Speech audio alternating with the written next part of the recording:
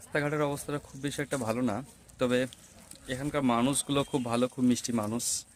হ্যাঁ, আমরা এই হোটেলটাতে উঠেছি, দাদা বৌদি হোটেল।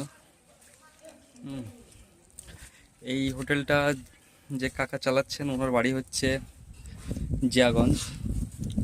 কাকার কাকি ওনারা এই হোটেলটা চালান।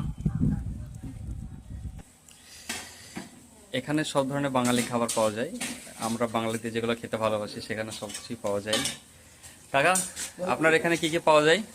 ভাত ডাল খেয়ে আর কি খাবে বলো?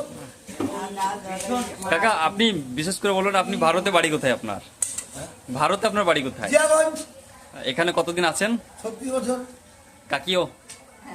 খাবার তো সবচেয়ে বেস্ট, তার সাথে ব্যবহারটাও না বললে মানে অসম্পূর্ণ। এতে কোনো সন্দেহ নেই।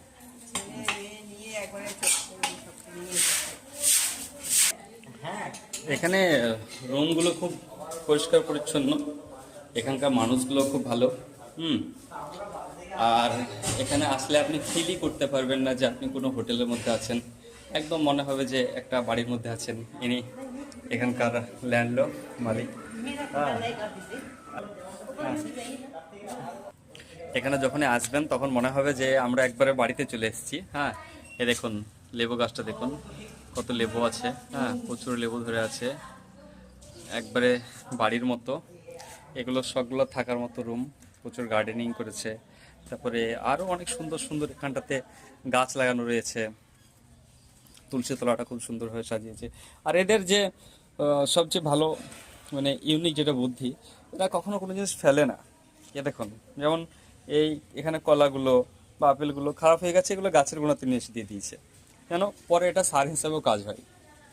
আর এখানটাতে বাড়ি মালিক খুব সুন্দর করে একটা গার্ডেনিং করে রেখে দিয়েছে, যেখানটা সব ধরনের ফুলের গাছ কম বেশি আছে। আর স্পেশালি এই লঙ্কা গাছগুলো, এখানে বিশেষ করে নেপালে এক ধরনের লঙ্কা পাওয়া যায়, এই কালো লঙ্কা। এরা এই লঙ্কাগুলোই খায়। আর এই হচ্ছে মৌসুমী লেবু। ওভারঅল চারিদিকের পরিবেশটা খুব সুন্দর, আপনি এসে ফিল করতে পারবেন না যে কোনো হোটেলের মধ্যে আছেন, মনে হবে একদম বাড়ির মধ্যেই আছেন আপনি। এটা দিয়ে উপরে যাওয়া যায়, উপরে আরও অনেক রুম আছে, আর ডেকোরেশনগুলো খুব সুন্দরভাবে সাজানো হয়েছে।